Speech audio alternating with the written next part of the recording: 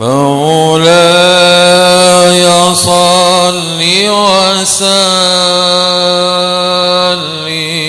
دائما أبدا على حبيبك خير الخلق كلهم. هو الحبيب الذي ترجى شفاعته لكل هول من الأهوال مقتحم. يا ربي بالمصطفى بلغ مقاصدنا واغفر لنا ما مضى يا واسع الكرم. آمين تذكر جيران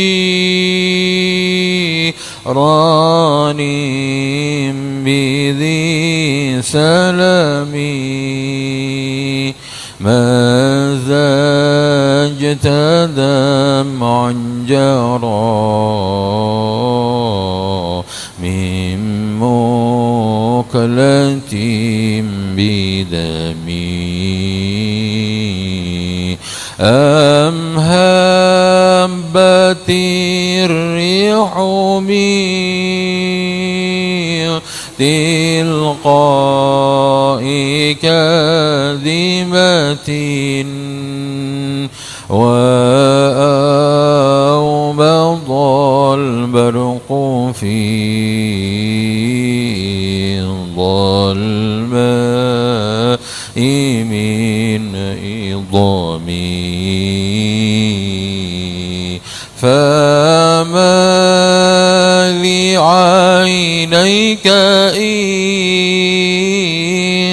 قلت تكفو فهمتا وما لقلبك إن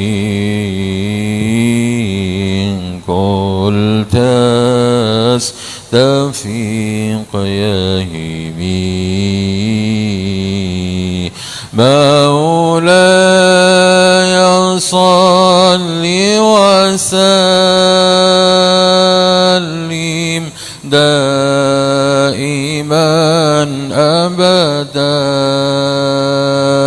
على حبيبك خير الخلق كلهم. هو الحبيب الذي ترجى شفاعته لكل هول من الأهوال مقتحم. يا ربي بالمصطفى بلغ مقاصدنا واغفر لنا ما مضى يا واسع الكرم. السلام عليكم ورحمة الله وبركاته. إلى حضرة النبي المصطفى محمد رسول الله صلى الله عليه وسلم وآله وأصحابه وذريته أجمعين. شيء لله لهم الفاتحة. أعوذ بالله من الشيطان الرجيم. بسم الله الرحمن الرحيم. الحمد لله رب العالمين الرحمن الرحيم مالك يوم الدين. إياك نعبد وإياك نستعين. اهدنا الصراط المستقيم صراط الذين أنعمت عليهم غير المغضوب عليهم ولا الضالين آمين. ثم إلى حضرة آبائنا وآبائكم وجدنا وجدكم وأصولنا وأصولكم وفروعنا وفروعكم ومن حولنا من حولكم، وخصوصا إلى جميع مشايخنا وأساتذتنا وكل خدامة شاء لا لهم الفاتحة. أعوذ بالله من الشيطان الرجيم. الحمد لله رب العالمين الرحمن الرحيم مالك يوم الدين. إياك نعبد وإياك نستعين. اهدنا الصراط المستقيم صراط الذين أنعمت عليهم غير المغضوب عليهم ولا الضالين آمين. وخصوصا إلى قضاء حاجاتنا وحاجاتكم من حوائج الدنيا والآخرة. يسر لنا كل أمورنا، سهل لنا كل عصورنا بجاه سيدنا المصطفى وببركة هذا المجلس المبارك كما في الروضة. الفاتحة. بسم الله الرحمن الرحيم. الحمد لله رب العالمين الرحمن الرحيم مالك يوم الدين. وإياك نستعين. اهدنا الصراط المستقيم صراط الذين أنعمت عليهم غير عليهم ولا الضالين آمين. رب اشرح لي صدري ويسر لي أمري واحلل عقدة من لساني يفقهوا قولي. رب زدني علما نافعا وارزقني فهما. أعوذ بالله من الشيطان الرجيم. بسم الله الرحمن الرحيم. يا أيها الناس اعبدوا ربكم الذي خلقكم والذين من قبلكم لعلكم تتقون. الذي جعل لكم الأرض فراشا والسماء بناء وأنزل من السماء ماء فأخرج به من الثمرات رزقا لكم فلا تجعلوا لله أندادا وأنتم تعلمون. وإن كنتم في ريب مما نزلنا على عبدنا فأتوا بسورة من مثله وادعوا شهداءكم من دون الله إن كنتم صادقين. فإن لم تفعلوا ولن تفعلوا فاتقوا النار التي وقودها الناس والحجارة أعدت للكافرين. الآية. صدق الله العظيم. Monggo lenggah kita tenggene majelis ingkang sangat mulya niki, majelis yang pernah digambarkan seperti raudhah di Madinah, di mana jika kita berdoa, kita berzikir, maka ianya sama seperti raudhah tenggene Madinah. Kita niatkan lenggah kita nomor setunggal untuk niat ikut tindak lampai Kanjeng Nabi, nomor kalih niat patos ilmu, nomor 3 nawaitul i'tikaf sunnatan lillahi ta'ala. Kaping kalih para bapak, para ibu, para sederek sedaya, jenengan kula ajak untuk membayangkan satu nikmat. Yang nikmat itu akan sangat terasa apabila kita memulainya niku begini. Coba kita bayangkan kita berada di sebuah tempat, tapi kemudian kita tidak dikenalkan siapa diri kita sebenarnya, peran apa yang harus kita lakukan, kita perankan, tujuan kita itu apa, kita tidak diberitahu itu semuanya. Tiba-tiba kita diletakkan dengan sebuah, entah itu stadion, entah itu kerumunan masyarakat, maka yang terjadi adalah kita akan bingung, aku iki sopo, aku iki nanti, terus lapo aku nang gini gitu. Maka kita tak henti-hentinya mengucapkan ribuan syukur kepada Allah Subhanahu wa taala. Kenapa? Karena kita lahir niku sampun dituduhno, diingatkan kembali bahwa kita itu adalah hamba. Tugas kita sebagai hamba yang menghambakan diri kepada Allah. Tujuan kita sebagai hamba itu adalah bagaimana kita menjadi orang yang radiyatan mardiyah, sehingga kita nanti berhak untuk mendapatkan selamat datang ketika kita nanti kembali kepada Allah dengan ucapan irji'i ila rabbiki radiyatan mardiyah fadkhuli fi ibadi wadkhuli jannati.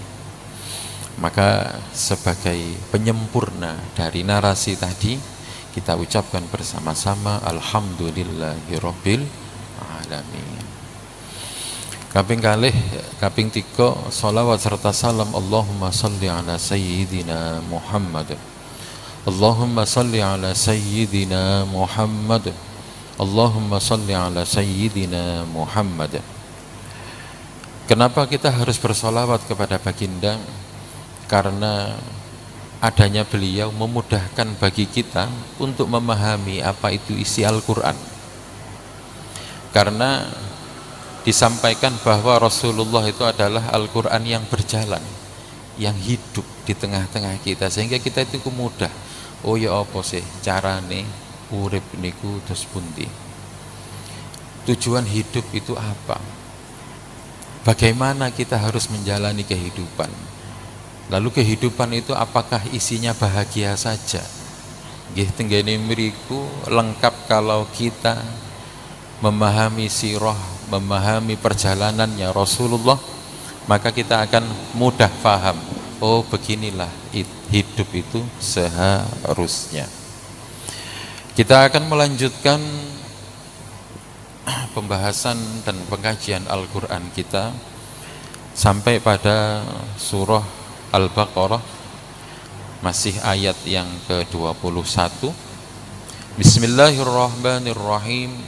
Ya ayyuhan nasu u'budu rabbakumul ladzi khalaqakum walladzina min qablikum la'allakum tattaqun. Wahai sekalian manusia, sembahlah Tuhan yang telah menciptakanmu dan Tuhan yang telah menciptakan orang-orang sebelummu, supaya la'allakum tattaqun, kalian bisa benar-benar bertakwa. Alladzi ja'ala lakumul arda firasya was samaa'a binaa'a. Diterangkan lebih detail siapakah Tuhan yang telah menciptakan kita dan menciptakan orang-orang sebelum kita, yaitu Tuhan yang sama yang telah menjadikan langit dan bumi. Langit sebagai hamparan, langit sebagai sebuah binaan, dan bumi sebagai hamparannya. Wa anzala minas samaa'i maa'a, dan Allah jugalah yang telah menurunkan air dari langit. Fa akhraja bihi minas samarati rizqan lakum, maka kemudian tumbuhlah dari siraman air langit itu buah-buahan sebagai sebuah rezeki untuk kalian semua. Fala taj'alu lillahi andada wa antum ta'lamun, maka dari itu janganlah menjadikan sesuatu selain Allah sebagai sesembahan, sedangkan kalian tahu benar siapa Allah dan siapa berhala-berhala yang disekutukan kepada Allah. Wa in kuntum fi raibim mimma nazzalna ala abdina, jika engkau berada di dalam keraguan terhadap apa yang telah kami turunkan, fa'tu bi suratim mim mislih, maka buatlah satu surah tandingan. Wad'u syuhada'akum min dunillahi in kuntum shadiqin, dan ajak juga semua sekutu-sekutumu, saksi-saksimu untuk membuatnya sama jika engkau benar-benar orang yang shadiqin. Fa illam taf'alu wa lan taf'alu, dan jika engkau tidak mampu melakukannya dan tidak akan pernah bisa melakukannya, maka fattaqun nar, maka takutlah kamu kepada neraka, allati waquduhan nasu wal hijarah, yang bahan bakarnya adalah manusia dan batu-batu. Uiddat lil kafirin, itu semua disediakan untuk orang-orang yang kafir. Para bapak, para sederek, para ibu ingkang sangat kula hormati, kula mulai dari belakang keterangannya. Ada satu peristiwa setelah Rasulullah niku meninggal.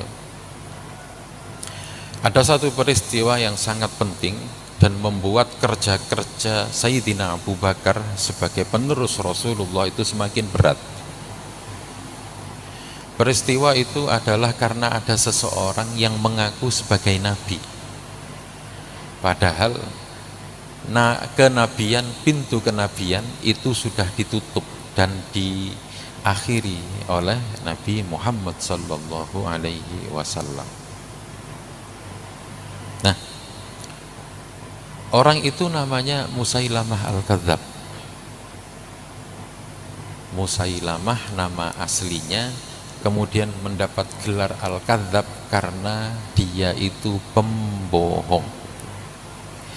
Puncak kebohongannya ketika dia mengaku nabi. Ketika dia mengaku nabi, begitu ditantang, fatu bisuratim mim mislih, kalau kamu yang benar-benar iya, maka datangkanlah ayat ataupun surah seperti Al-Quran. Kemudian dia pun ngarang nopo? Ngarang ayat yang mirip Al-Quran. Jadi kalau bacakan saja tanpa perlu membaca bismillah ya, karena niki bukan ayat Al-Quran. Nama surahnya itu dia namakan sebagai surah Al-Fil. Al-Fil itu artinya gajah. Al-Fil wa ma adra Al-Fil mal-fil wa ma adraka mal-fil lahu dhanabu wabil wa khurtumun tawil. Unine ngoten. Ayat ini kemudian diluncurkan oleh Musailamah Al-Kadzab. Berakhir dengan apa? Diguyu wong sak jazirah Arab. Kenapa? Karena Al-Quran itu enggak begitu. Karpe kan niru, ya, niru susunan yang ada di dalam Al-Quran. Al-Qari'ah mal-Qari'ah wa ma adraka mal-Qari'ah.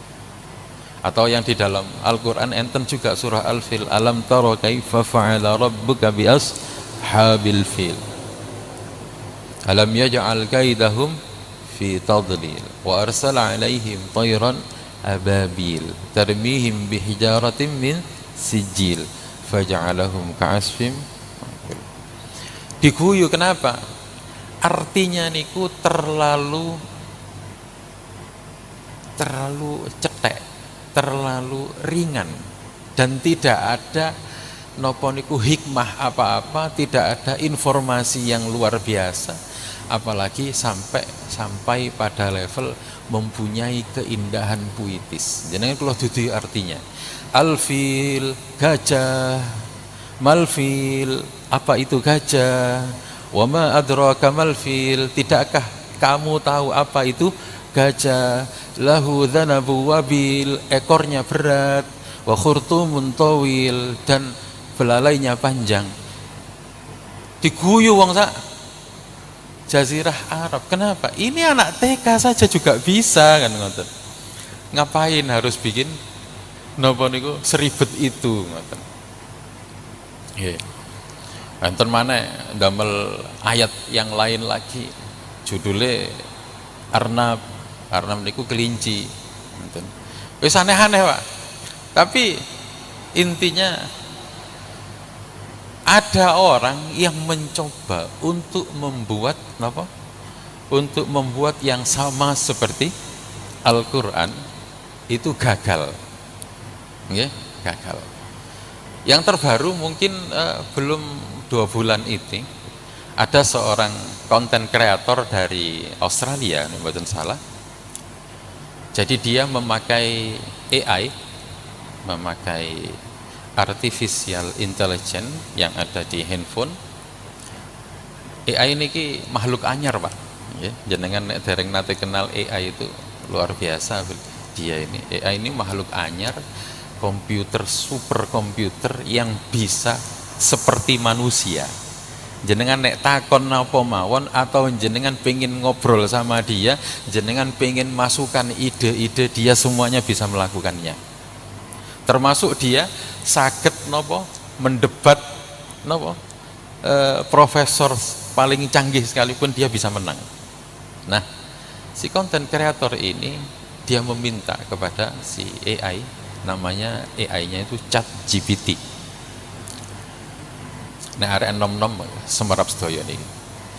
Jadi ChatGPT itu minta, wahai ChatGPT, buatkan saya satu ayat yang mirip seperti yang ada di Bible. Bible itu Injil.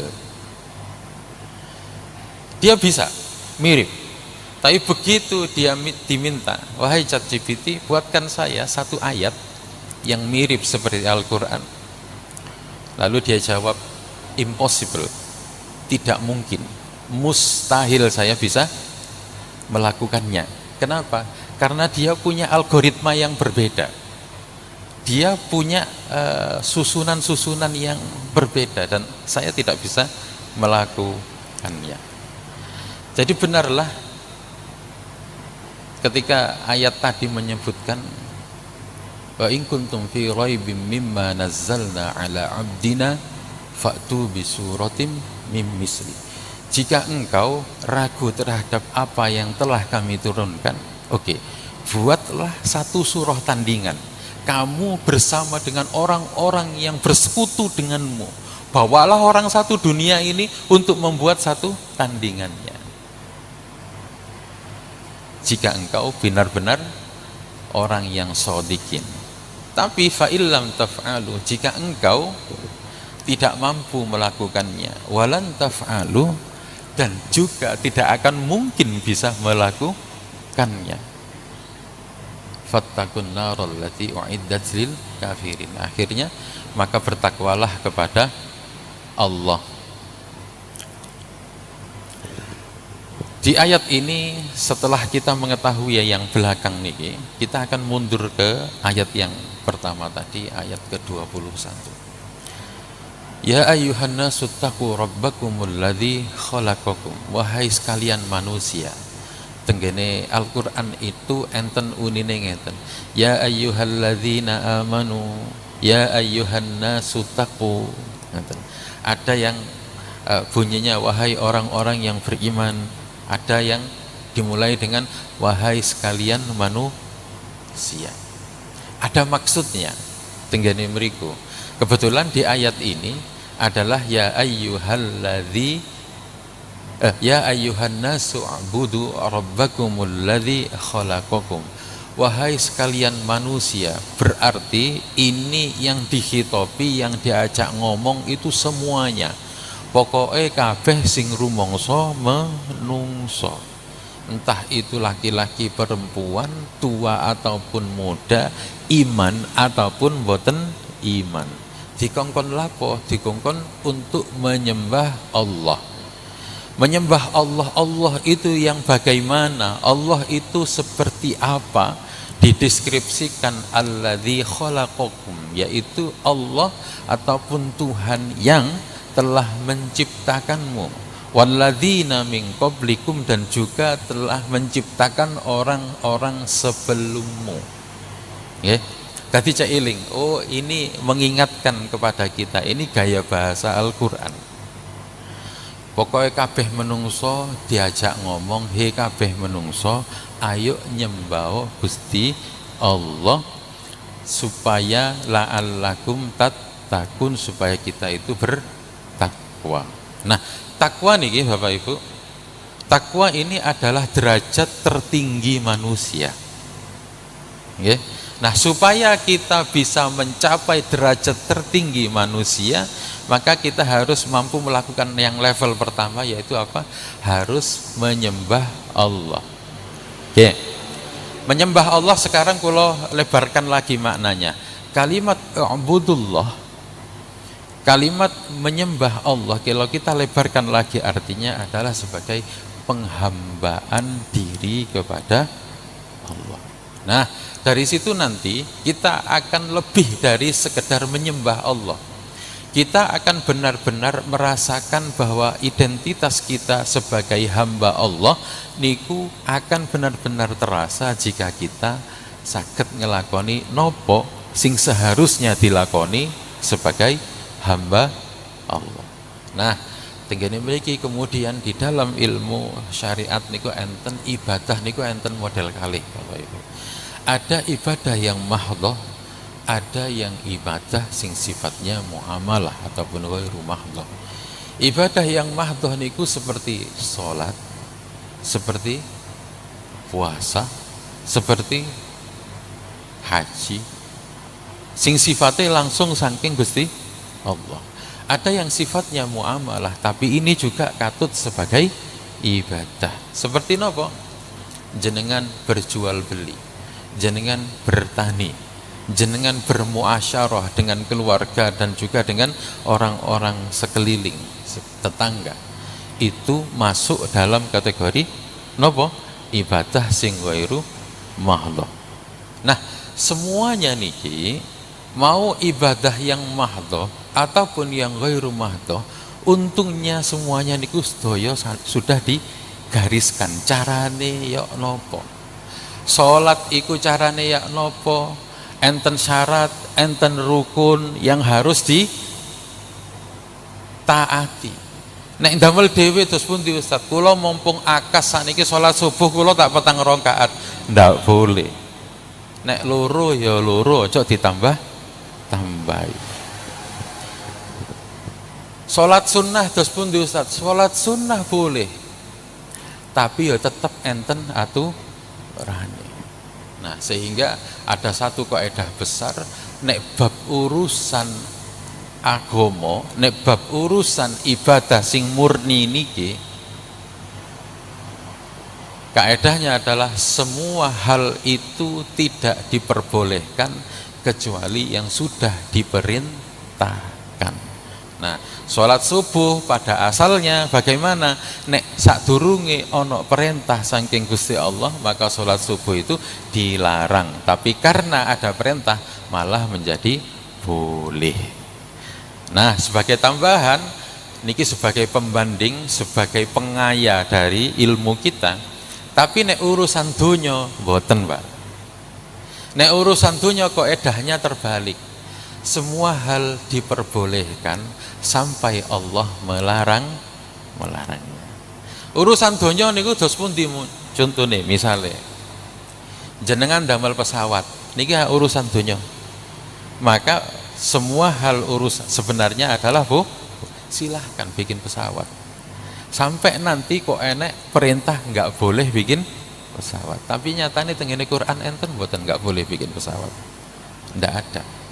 Tengene hadis enten mboten nggak ada. Oh berarti ya napa? Silahkan dilakukan. Dodol nopo mawon. Mau jualan baju, mau jualan mainan, mau jualan makanan kecil, makanan berat, silahkan sampai ada aturan Allah yang melarangnya. Contoh yang dilarang misalnya, enten larangan dari Allah untuk jangan memperjualbelikan sesuatu yang haram, misalnya khamr, misalnya babi dan lain sebagainya. Ah, niki enten larangan, berarti baru tidak boleh. Oke. Tengene mriki kula ceritakan karena supaya kita lebih bisa merasakan tentang penghambaan itu bagaimana.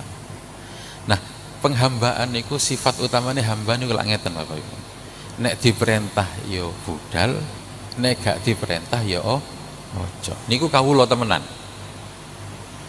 Nah, akhirnya enten definisi napa niku melaksanakan perintahnya dan menjauhi larangannya. Itu adalah definisi takwa, di mana takwa adalah tujuan yang harus dicapai oleh semua orang yang menamakan dirinya sebagai hamba. Tiang nek dadi kawula, maka tujuan utamanya yang harus diraih nanti itu adalah napa? Ketakwaan. Takwa niku napa? Yes, gampangane ngomong, takwa itu melaksanakan semua perintah dan menjauhi larangan. Pun kula nanti obrolan pengajiannya nanti akan rodok maju mundur seperti tadi. Tapi intinya setunggal kula pengen ngajak panjenengan untuk bisa merasakan bahwa kita niku bener-bener hamba. Karena memang tujuan hidup niki namung setunggal. yaitu napa? Dadi kawula. Nah, jangan sampai kita niku pelan-pelan menjadi raja yang terselubung. Raja yang terselubung niku napa?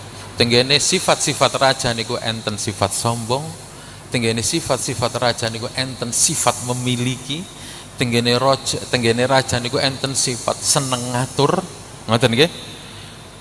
Kita pun sampai seperti itu. Ustadz, lah nek kula niku pun kadung ditakdir sebagai orang sing ngatur. Misalnya entah itu jadi kepala desa, entah jadi kepala dusun, entah jadi kepala pondok, entah jadi kepala perusahaan. Dos pundi Ustadz? Oke, ini sesuatu tugas yang berat. Beratnya niku napa? Karena satu, karena ini nanti berpotensi untuk melewati batas-batasnya sebagai hamba.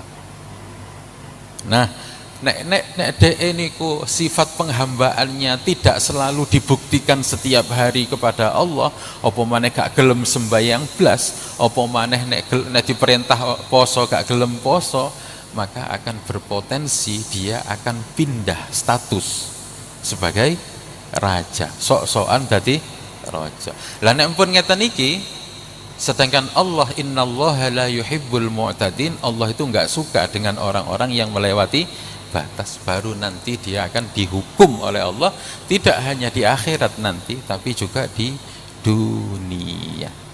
Kita sendiri Bapak Ibu juga pernah dan mungkin sering, ya mungkin sering.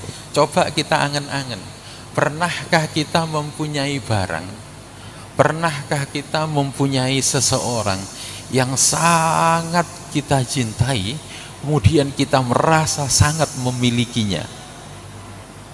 Nek sampun nanti Allah akan tegur. Biasanya nopo? Entah barangnya rusak, opo barangnya hilang. Dihukum. Supaya nopo? Supaya hukuman itu mengingatkan kepada kita bahwa awakmu sik menungso. Ojo nemen-nemen nek rumangsamu oleh memiliki. Akhirnya kadang dicabut oleh Allah. Akhirnya kadang diingatkan, kamu masih manusia. Nah, niki kalau kita memakai kacamata tasawuf, orang-orang yang diberikan ujian dan hukuman seperti ini, mereka seharusnya berterima kasih kepada Allah. Kenapa? Karena dia diberi kesempatan untuk memperbaiki diri dengan bacaan Astaghfirullahaladzim. Begitu dihukum kali Gusti Allah, dieling, iya sih, ini salah saya karena saya terlalu merasa memiliki. Akhirnya akhirnya dicabut oleh Allah. Enten tiyang sing rumangsa kuasa banget, nggih, kabeh semua hal diatur sama dia, dan dia mulai lupa bahwa dia niku sik kawulane Gusti Allah, sehingga dia berbuat semena-mena. Maka apa yang akan terjadi? Hukum Allah sama. Sesungguhnya Allah enggak suka dengan orang-orang yang melewati batas. Mbuh rakyate, mbuh anak buahe, mbuh sing gede, mbuh sing cilik, maka akan melakukan perlawanan kepada yang sing sok ngawatur niku wau, sok memiliki sembarang kali. Niku wis hukume Gusti Allah, pasti begitu. Nah, kalau dari kacamata tasawuf, maka juga ini nanti akan menjadi satu hikmah. Kalau pengen cerita, tapi niki dalam rangka untuk nduduhno keapiane dan pelajaran kepada kita semuanya. Cerita tentang Nabi Daud, Bapak Ibu, alaihi salam.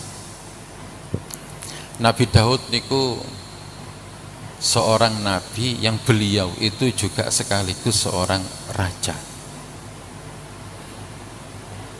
Nabi dan raja yang sangat dielulukan dan dicintai, terkenal kebijaksanaannya. Tapi satu ketika, tapi niki zaman biyen lho nggih, mboten sami kalah zaman sakniki. Zaman biyen niku tiang jaler setunggal menikah dengan banyak wanita itu satu hal yang lumrah. Nopo malih nek kapan dhek niku raja, maka akan sangat lumrah sekali. Termasuklah berlaku kepada Nabi Daud. Ceritane Nabi Daud niku ada salah satu dari prajuritnya yang baru saja menikah, sik kemanten anyar. Tapi kemudian Nabi Daud melihat bahwa anak buah ini iki kok ayu. Kenapa nggih? Kok ayu. Rupane ana kerentek tenggene mriki. Niki baru kerentek lho nggih. Belum benar-benar dilaksanakan. Nah, kerentek seperti itu langsung diingatkan kalih Gusti Allah. Cara Allah mengingatkannya itu luar biasa. Jadi Nabi Daud ini punya mihrab Bapak Ibu. Mihrab niku anggaplah ngeten, ya. Ini masjid, niki mihrab. Kita menamakannya mihrab. Tapi arti yang lebih luas lagi, mihrab itu adalah satu tempat yang khusus dibuat sebagai tempat untuk ibadah. Dan memang seharusnya kita setiap rumah harus punya mihrab. Ya. Jadi mihrab ini kenapa kok kita harus punya? Karena mihrab ini adalah tempat yang mustajab Bapak Ibu. Jadi nek jenengan pengin gadah tempat sing mustajab di rumah, bangunlah mihrab. Mihrab itu dibuat khusus hanya untuk ibadah saja. Ya. Jadi misalnya kados wong Jawa, kula sering menemui nek tiang Jawa niku nggadah tempat khusus jenenge musala tengene jero omah ngoten nggih. Cilik biasa manggone nduk tengah utawa nduk mburi ngoten nggih. Nah, niku bisa jenengan jadikan mihrab. Mihrab ini tempat yang mustajab karena memang dawuhe begitu. Nek jenengan gadah mihrab alhamdulillah. Nek sing durung gadah mihrab muga-muga diparing kekuatan isok damel mihrab. Cuman kula nek ningali mihrabe wong Jawa niki ya rada aneh ngoten nggih. Niki cerita tengene kula dhewe nggih. Kula niku ndamel mihrab Pak, kula salap tengene tengah. Kaitan ngoten nggih eneke sajadah ambek tasbih. Tapi suwi-suwi niku ana jajan kongguan. Suwi-suwi ana golone. Ngoten nggih. Macem-macem ana suwi-suwi. Lah niki gak sida dadi mihrab nek ngoten niki Pak. Nggih. Sidane dadi gudang ngene ngoten niki. Duka niku nek kula, duka nek jenengan terus pundi? Sami ngoten nggih. Ayo kita bersihkan ngoten nggih. Saniki wis tambah mboten karu-karuan. Karena napa? Anak kula niku nek kapan mari tuku dolinan, salape tenggene mriku. Nggih. Anak sing napa sing buncit niku, sing bungsu nek gawe dolinan salap mriku tumpuk-tumpuk sing tengah ya teke kono, sing barep teke kono wis tepak wis. Gak sida dadi mihrab. Nggih. Pun kembali ke ceritanya Nabi Daud. Nah, tempat mihrabnya Nabi Daud niki istimewa. Kenapa? Jadi tempatnya mihrabnya Nabi Daud niki berada di dalam rumah. Rumahnya di dalam istana. Istananya di dalam benteng. Yang setiap lapisnya niku dijaga oleh banyak tentara.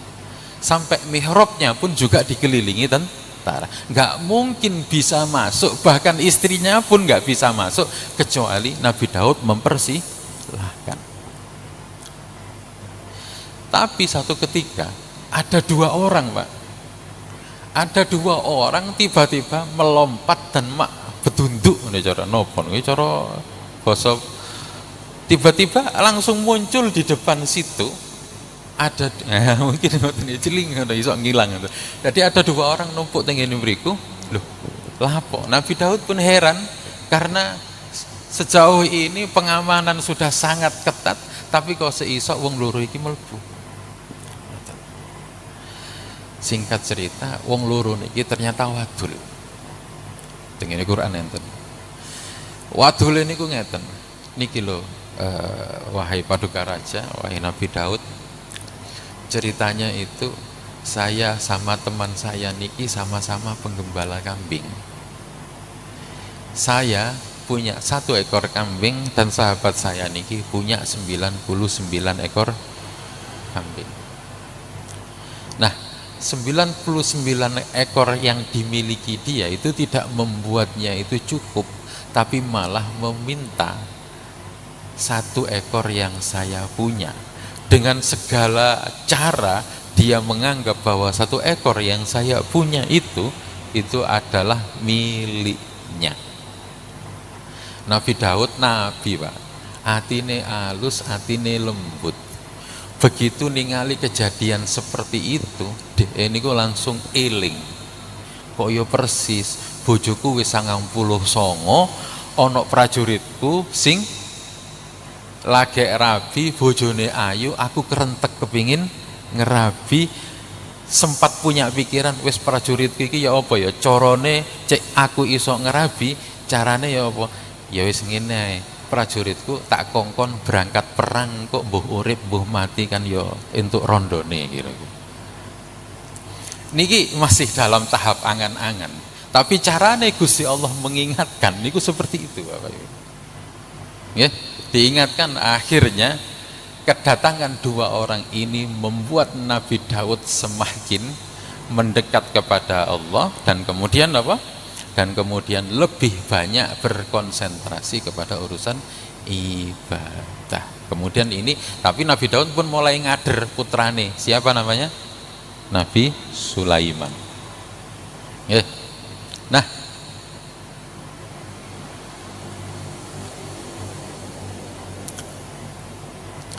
cerita Nabi Daud menjadi pengingat kepada kita bahwa nek kapan, karena beliau posisinya sebagai raja nggih, iso sak kuwarepe dhewe, kabeh diatur wis ana budhal, engko nek kapan mati tak pae bojomu dan lain. Ini akan diingatkan oleh Allah nek kapan Gusti Allah niku sik sayang nanggone kawulane. Cara Allah mengingatkannya dengan mengirimkan 2 orang lelaki itu. Nah, 2 orang lelaki itu diketahui kemudian tengene Al-Qur'an bahwa 2 orang itu adalah malaikat. Gak mungkin nek mboten malah malaikat. Iso tembus nanggone mihrabe Nabi Daud itu enggak mungkin. Nah, niki nek Nabi Allah punya cara untuk mengingatkannya. Kamu mentang-mentang berkuasa, yo ojo mentang, ojo sakarepe dewi. Akhirnya diingatkan ngeten iki. Bapak Ibu, kita niki nek kapan dadi orang-orang yang punya banyak kelebihan, ada kemungkinan kita juga akan melewati batas. Lah, melewati batas ini sesuatu yang tidak disenangi oleh Allah. Kalau Allah masih sayang kepada kita, maka Allah akan mengingatkan. Tapi nek mboten, yang terjadi seperti Fir'aun. Fir'aun iku sampai ngaku nek kapan dhek niku pangeran. Bahkan hidup dan mati rakyatnya itu tergantung dia sendiri. Nah, ambek Gusti Allah dijarno. Nah, dijarno niki jenenge istidraj, dilulu. Dijarno terus sampai akhirnya dia baru ingat ketika dia itu tenggelam, baru eling. Iku pun eling gak iso total. Kenapa? Karena dia harusnya ingat kepada Tuhannya Nabi Musa, tapi malah sing dieling Nabi Musa.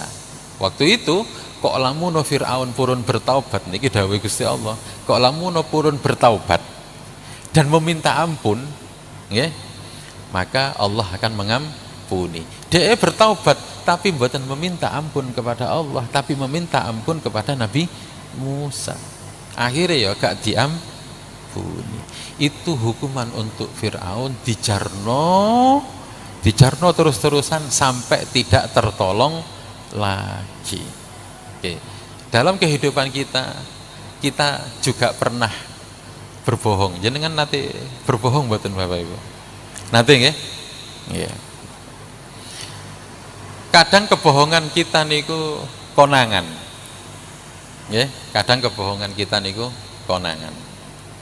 Tapi naudzubillah nek sampai kebohongannya niku gak konangan. Ngeten napa kok ngoten? Kadang kita niku nek mbojuk niku enek sebagian dari kita niku lagi ping pisan mbojuk niku wis konangan. niki alhamdulillah. Kenapa? Karena artinya Allah telah menutup pintu untuk melakukan kebohongan yang lain. Enten tiang nek kapan bojo niku kudu ditutupi ambek bojo sing liyane. Dan biasanya memang begitu.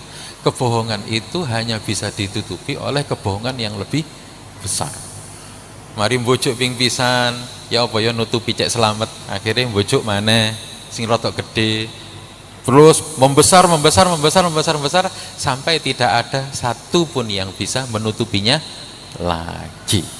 Benar-benar kebohongan itu besar ketok sak negara. Oh, iki ternyata pembohong. Tapi wes gak ketulungan karena kebohongannya sudah terlalu besar. Nah, Bapak Ibu, jenengan kula pengen ajak, kalau kita pernah berbohong dan terus konangan, apa yang harus kita lakukan? Alhamdulillah, karena itu artinya Allah masih sayang kepada kita dan Allah tidak ingin kita niku jatuh kepada kebohongan yang lebih besar lagi. Katanya dosa lagi arepe berangkat wis konangan, ya alhamdulillah. Itu artinya nopo? Gak sido gawe dosa. Enten santri niku tenggen kula niku enten santri niku curhat. Soalnya nopo? Dek niku lak sekolah. Dek niku ngiri ambek kanca-kancane nek kapan sekolah niku kancane nek kapan sekolah nek kapan ngelimput niku gak tau konangan, tapi dek niku sekali ngelimput mesti konangan. Terus tenggene pondok nggih ngoten. Nek arepe kanca-kancane niku ana sing pacaran, dek niku durung pacaran. Baru lagi di pacok-pacok nambek kancane ngoten, wis konangan wis ditimbali ning ngene dalem. Dek curhat. Enten napa sak janjan niku? Kula niki kok bolak-balik lagi arepe napa niku ngelimput wis konangan gurune.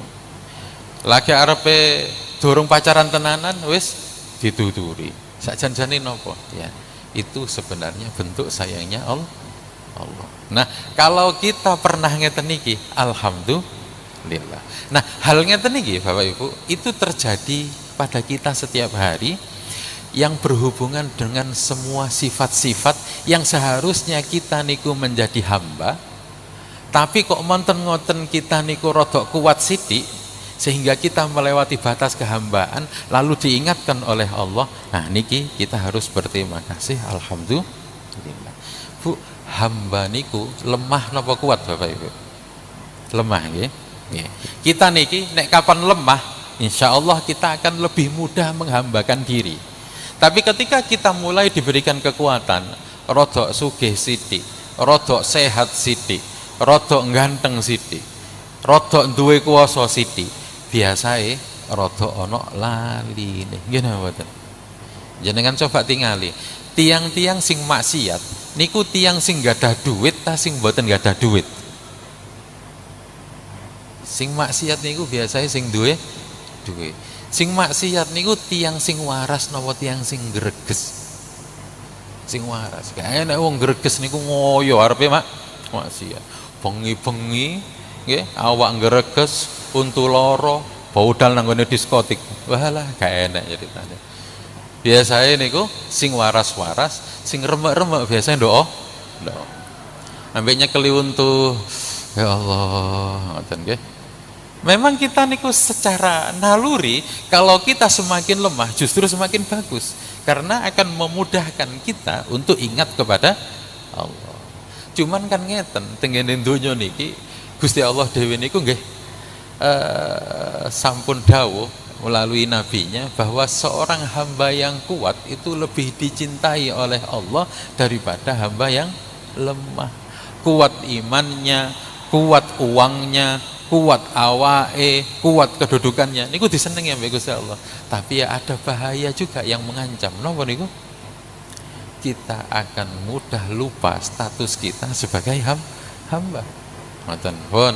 Sakniki nek jenengan setelah tahu ini betapa menguntungkannya menjadi orang lemah, jenengan kira-kira nitakane, Bu, Pak, sik kepingin dadi tiang kuat jenengan?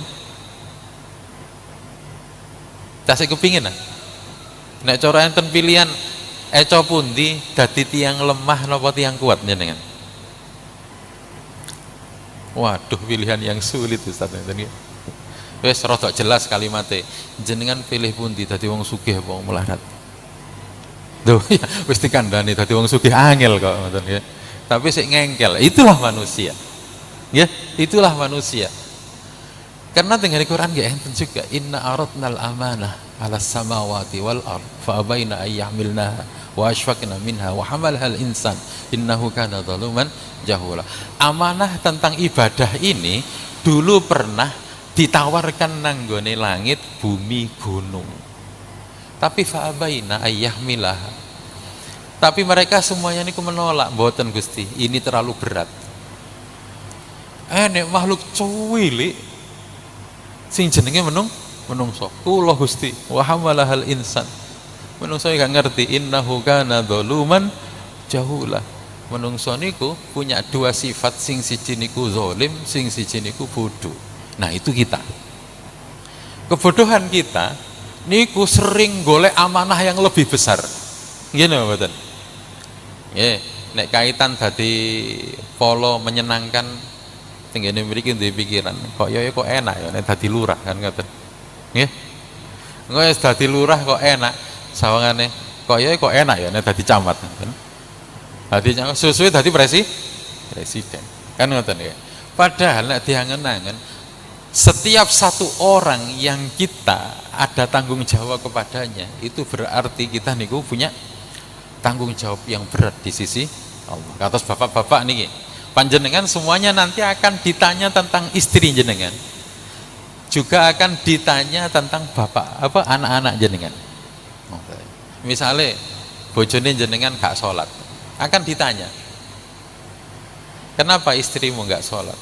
Kamu sebagai pemimpin keluarga, tugasmu mendidik anak istrimu untuk mengenalkannya kepada Allah.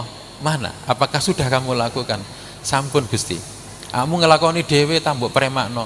Kula niki mboten saged, akhirnya kula terno tenggene pondok, kula terno tenggene majelis-majelis ngaji niku lho Gusti. Oh ya sudah. Berarti tanggung jawab sampun lolos. Kula dhewe nggih sampun ngilingno. Dadi cara dhek mboten salat sudah di luar tanggung jawab. Tapi kalau seumpama ora tahu dididik blas, ora tahu diomongi blas, enggak pernah diseneni sama sekali, nanti ini akan menjadi masalah karena ini nanti akan dipertanggungjawabkan. Ibu-ibu akan bertanggung jawab kepada siapa? Kepada anak-anaknya dan juga kepada suaminya. Nah, niki tingkat keluarga. Tingkat yang lebih kecil lagi kita bertanggung jawab kepada diri kita sendiri. Mripate akan ditanya, apakah kamu sebagai mripat melok bapak titik-titik niku awakmu wis dienakno temenan, hak-hakmu dicukupi atau tidak? Nek hak-haknya mboten dicukupi, misalnya ora tahu mangan makanan yang bisa menutrisi mata, panganane kerupuk sambel ngoten mawon. Ya ini berarti masuk golongan yang zaluma, yaitu orang sing akeh zalimi, mendolimi dirinya tadi masalah niki Pak. Nggih. Tangane, sikile dan semuanya. Bayangkan kalau kita punya tanggung jawab sak desa, napa malih sak kecamatan, napa maneh sak negara. Situk-situk ditakoni, ana sing gak mangan nduk kono, ya apa? Rakyatmu iku. Niki sampun manten napa tere? 9 menit lagi, saged kula sempurnakan. Untuk meringkas, jadi niki wau sudah kula paparkan kepada panjenengan tentang pentingnya kita tahu batas-batas diri sebagai hamba. Nah, sing gampang Bapak Ibu, sing gampang untuk kita niku selalu ingat bahwa kita adalah hamba. Wis pokoknya ini ana perintah Gusti Allah ndang lakoni, wis ngoten. Aja kadek engkangku. Wis niku. Itu juga yang dicontohkan oleh Nabi Ibrahim. Nabi Ibrahim niku diongkon berangkat nanggone Mekah, berangkat. Padahal Nabi Ibrahim sampun mapan tenggene Palestina. Beliau orang kaya di Palestina, orang yang sukses di Palestina, pengikutnya juga sudah banyak tenggene Palestina. Dadak diongkon babat anyar Pak. Tenggene pundi? Tenggene Mekah, di satu tempat yang tidak ada penghuninya, bahkan air dan pohon-pohon pun tidak ada. Tapi Nabi Ibrahim gak ada kakek takon, budal ya, budal. Nyampe tenggene mriko diongkon bangun. Wa yarfa Ibrahimul qawaida minal baiti wa Ismail. Nabi Ibrahim membangun Ka'bah. Enggak ono sama sekali bahannya. Tapi nek dikongkon berangkat, yes berangkat. Saonoke, onoke watu ya watu tumpuk. Jadi ceritanya Ka'bah itu sudah dibangun jauh sebelum Nabi Ibrahim. Cuma tinggal karek puing-puingnya saja. Nabi Ibrahim disuruh meninggikannya lagi. Meninggikanlah beliau bersama dengan anaknya yang namanya Nabi Ismail. Pun, mari ngoten dikongkon apa malih? Diongkon cerita sunat niku. Nggih, cerita sunat Nabi Ibrahim diongkon khitan sebagai bentuk dari kebersihan dan kesucian. Karena Nabi Ibrahim waktu itu sing dicekel kapak, ya sudah, beliau sunate ya gawe kapak. Ngoten. Jadi bukan karena beliau nggak punya pedang, bukan karena beliau nggak punya pisau, tapi karena duwene kapak saat itu sing dicekel, ya sudah ini gading kanggo. Nek jenengan si kira-kira dadi Nabi Ibrahim entek perintah, Gusti kula tak mantuk dhisik. Gak ngoten kira-kira.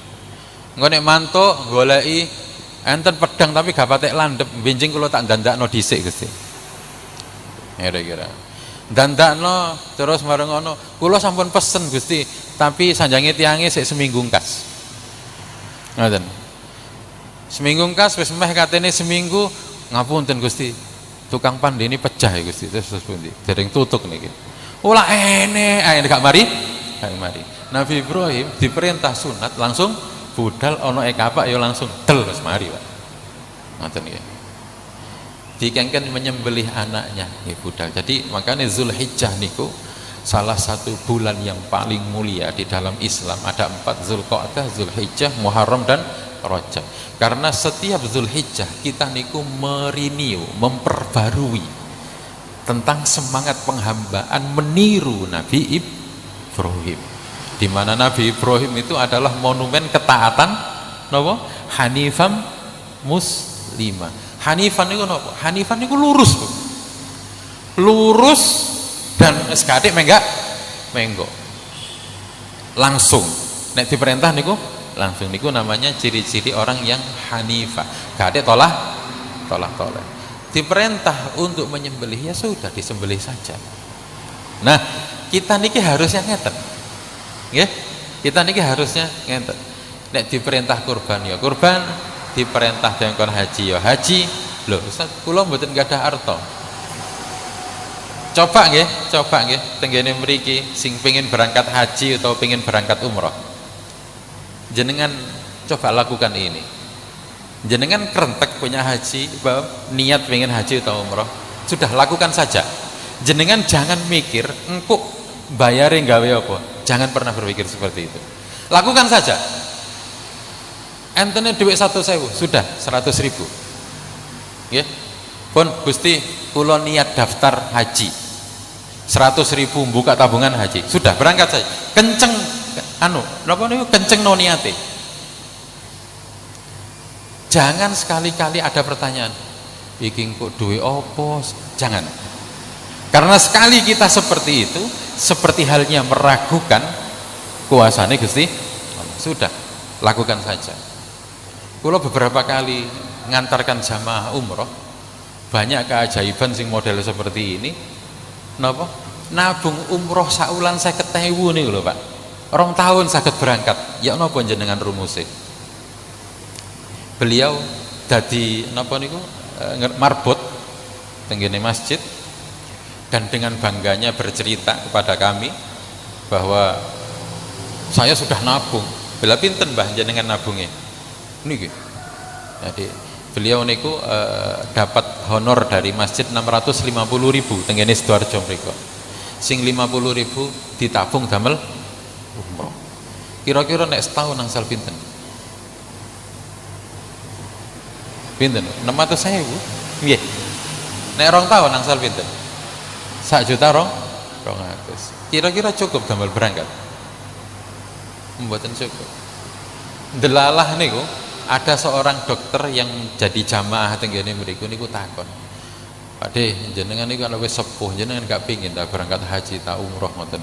Oh, alhamdulillah kula sampun nabung. Dengan bangganya beliau. Loh, nabung temenan tak? Iya, saya sudah nabung. Gak ada cilik hati belas sama sekali. Jenengan nek nabung teng pundi? Ya di rumah. Sampun pinten? Nggih wis enek lah niki wis 400.000 kira-kira jawab ngoten.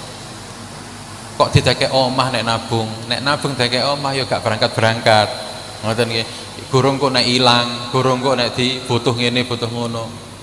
Lah terus pundi? Jadi beliau orang yang ikhlas. Lah terus pundi sarane jenengan? Ya nabung nek temen niku ya nanggone bank, enggak ya rekening. Ngoten. Oh ngoten. Lain waktu dokter niki singgah lagi di masjid itu, kemudian bertanya. Terus pundi Pakde? Sampun anu tah? Sampun napa sampun daftar rekening. Oh sudah didudunno. Buangga Pak, oleh dudunno niku nggih. Keren loh yang ngeten niki. Saestu. Walaupun gak sampai sakju, gak sampai dudunno. Lho niki sampun kula nabung insyaallah dilungkas berangkat. Dadi gak adek mikir iki biayane 20 juta, gak adek mikir. Ternyata setelah kejadian itu, dia di tabungan yang berikutnya dia kaget. Ternyata uangnya sudah cukup. Ya. Uangnya sudah cukup. Uangnya sudah cukup, dia kaget. Lah kok iso? Ngoten nggih. Ternyata diam-diam dokter itu sudah menfoto rekening niku. Dokter sing napa ngompor-ngompori wae lho. Ternyata memfotonya. Manten ngoten, ditransfer diam-diam dan akhirnya cukup. Kula tahunya dari mana? Karena saya tahu dari cerita beliau sendiri, dan ketika beliau nyampe tenggene Mekah, dia ini nelpon dokter yang dimaksudkan. Dia cerita. Telepon Ustaz, tolong video call orang ini, nomor ini. Telepon. Dia dengan senangnya, alhamdulillah niki kula dudono, niki hotele, niki jedinge, niki kasure, kabeh semua hal dicerita. Napa Pak? Berarti wong syukur. Masya Allah. Nggih, coba jenengan lakukan ini nggih tanpa ada memasukkan logika. Engko cukup apa ora? Iya tak gak. Koyoke gak mungkin dapurane kan. Jangan ada seperti itu. Saged ta kira-kira? Kayak biasanya nek wis kadung gawe logikane jalan, biasanya akan dimentahkan oleh logikanya sendiri.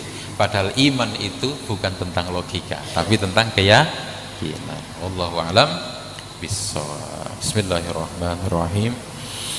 Wal 'asri innal insana lafi khusrin illal ladzina amanu wa 'amilus solihati wa tawassaw bil haqqi wa tawassaw bis sabr. Subhanakallahumma bihamdika asyhadu an la ilaha illa anta astaghfiruka wa atubu ilaik. Assalamualaikum warahmatullahi wabarakatuh. As-salatu jami'ah.